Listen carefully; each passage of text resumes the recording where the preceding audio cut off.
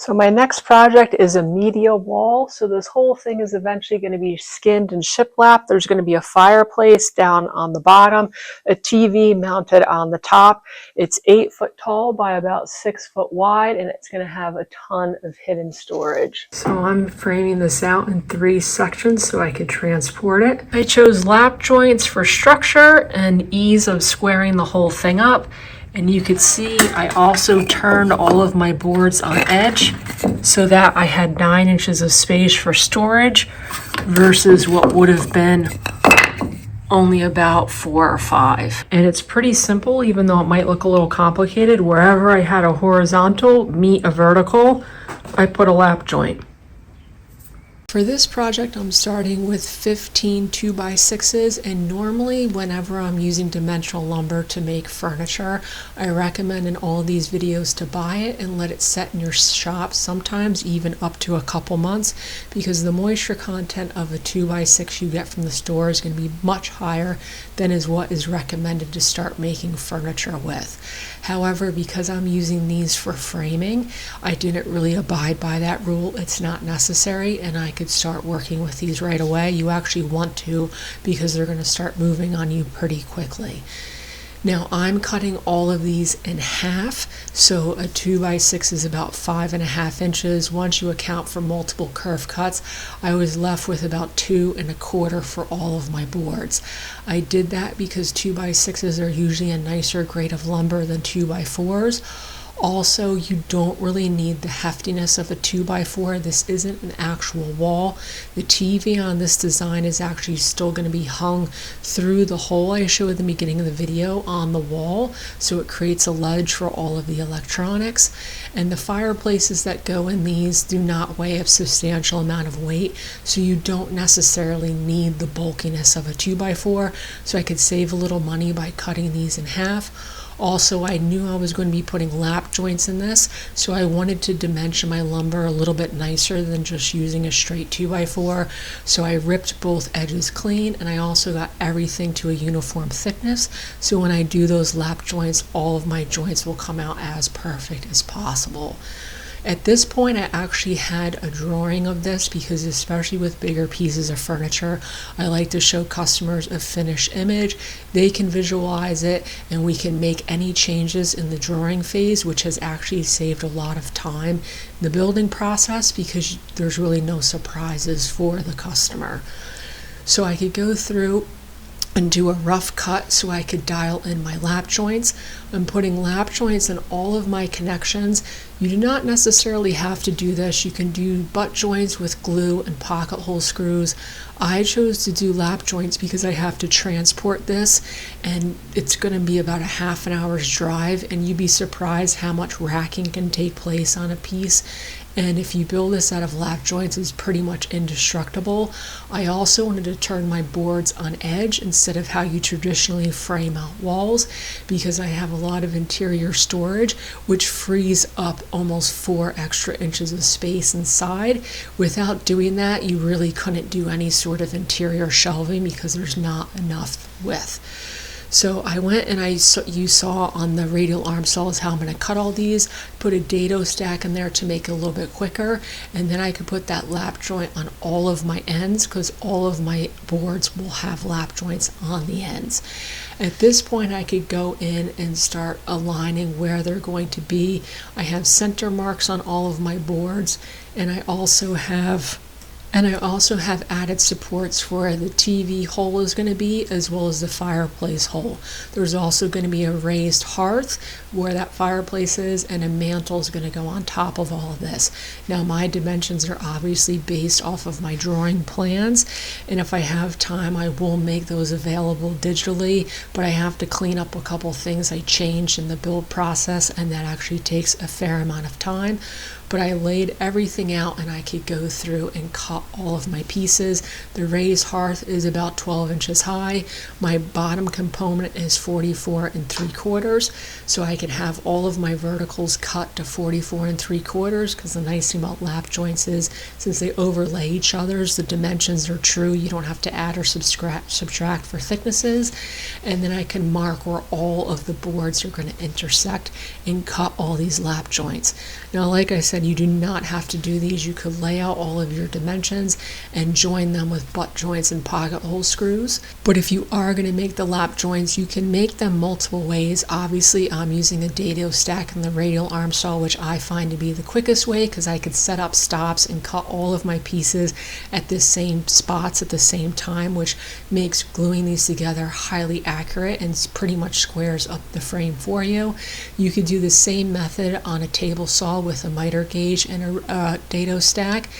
You can also cut these with a router or a handheld circular saw, but if you're doing something similar to my design, those methods are honestly going to take quite a bit of time. So if you don't have either of these tools, I would recommend just using the butt joints for this.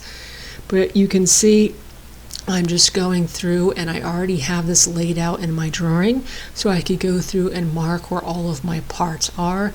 It's basically 3 frames, the top and the bottom. This is the TV frame. You can see I have all of my dimensions.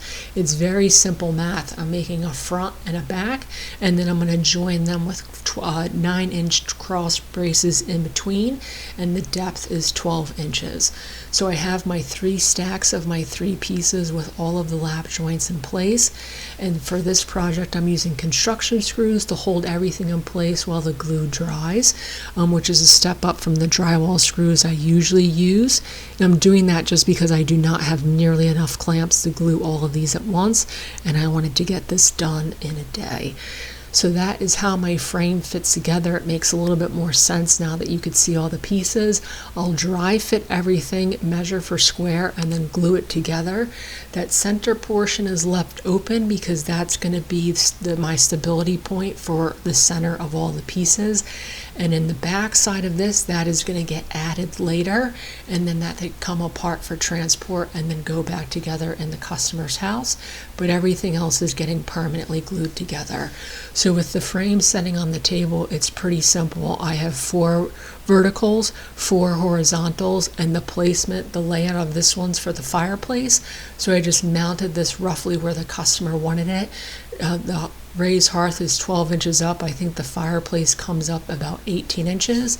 And then I have it stopped so it can be split in half. The upper portion for the TV is about 54 inches tall, but same principle. It's just horizontals and verticals framing out the TV opening and the fireplace opening, and those measurements are based on the size of the TV and the size of the fireplace that the customer wants. Once everything's glued, I'll put a couple brads on it just to hold it in place. Check for square, but like I said, if you cut these lap joints accurately and all at once, the frames pretty much square up themselves, which is a huge bonus. I could countersink a bunch of holes and then add in my construction screws. Technically, once the glue's dry, these could come out because the glue's more than strong enough to hold this all together, but I ended up keeping all of mine in. And then there is the first part of my bottom mounted frame, and I'm going to make the exact same thing on top of it. I'm going to build on top of it so I know they're both the same dimension. And the back to the front, a couple of the boards were different because I didn't need as many framing members in the back. And the back I wanted open so I could attach it permanently to the wall. But you'll see I can now lift up the back frame, lift up the front frame, and then attach them with cross members. Now once this is all said and done, you'll see later in the video there's going to be quite a few more cross members, but just for getting these together I did 4 so that if I had to move or shift them, I only had to unattach 4 of them, can make some changes, and then reattach 4.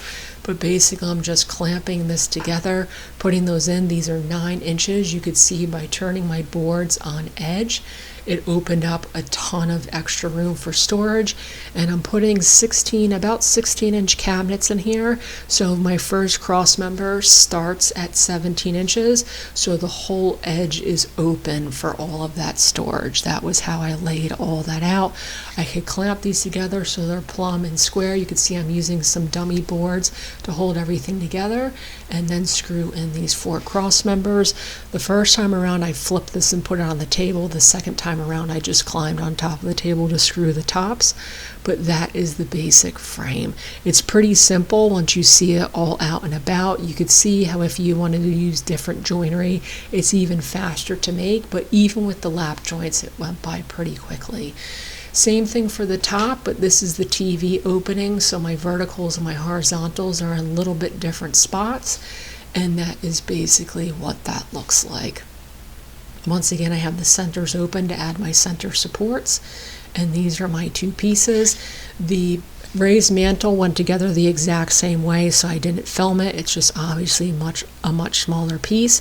Now with the lap joints, because this is still dimensional lumber, there was some undulations and points sticking out. I sanded all of that clean, and then I clamped my 2 pieces together. I decided to split this where the mantle is going to be, so when I put the mantle on there, I have a nice solid structure to attach it to. I clamped my frames together so they're square, so when I put the storage on the inside, everything's square. Check for plumb on all of my levels, which is really important. If you glue these together and they're not plumb, they're not square, if you're skimming it with something like drywall, it won't matter as much. But for shiplap or something else, if your corners aren't 90s, if things aren't lining up, your life's going to get so much harder down the line. So then to start adding my center pieces, I'm just making sure that all of my pieces are 5 inches, because gravity will start affecting this stuff a little bit. They are long runs because this is 72 inches wide.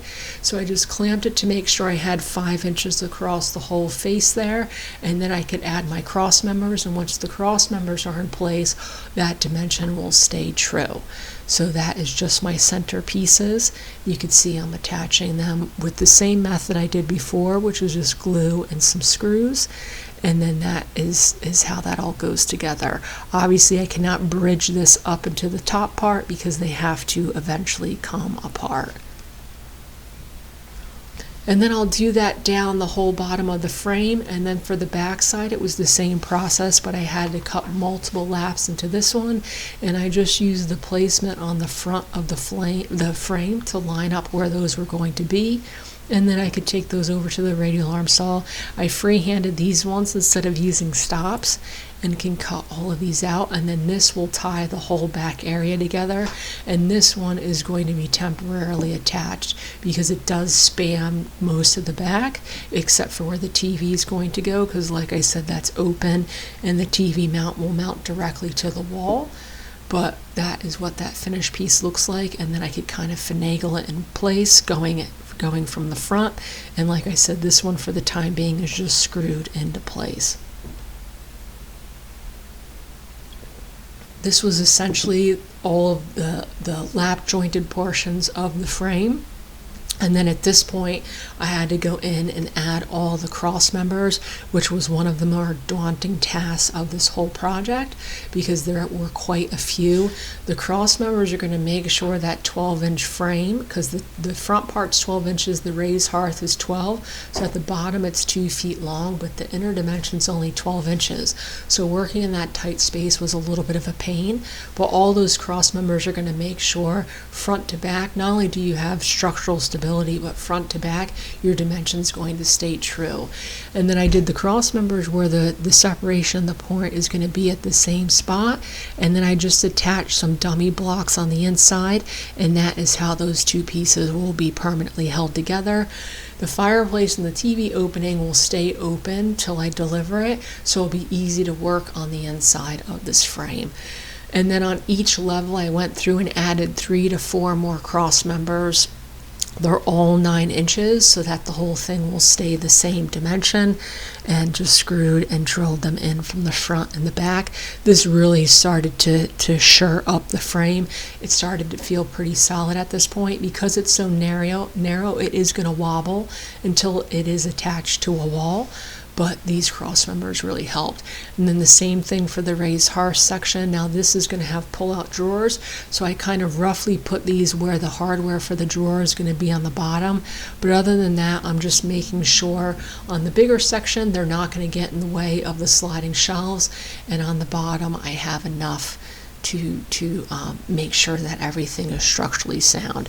Once again, level everything, make sure everything's plumb, have it clamped in place, and then I could attach this piece to the main frame. And once again, just using those 2.5 inch screws. Clamps are going to be your best friend. The screw will pull the wood together to a certain extent, but the clamps will hold everything in place while you're doing that. So you can pull everything together with those clamps, hold it in place, and then the screws will permanently keep them that way. Before I finished up the frame, I towed in a couple nails on the end. Because these two sections can't have any material because of the slide outs, I wanted to make sure these two frames stay flush, so I clamped them in place, added some screws in there, and you can see they don't move anymore. And then next week's going to be all the storage. So on bottom there's 2 push to open drawers, and on the inside there's going to be 2 massive cabinet pullouts on the sides. They're all going to be hidden once the shiplap is in place.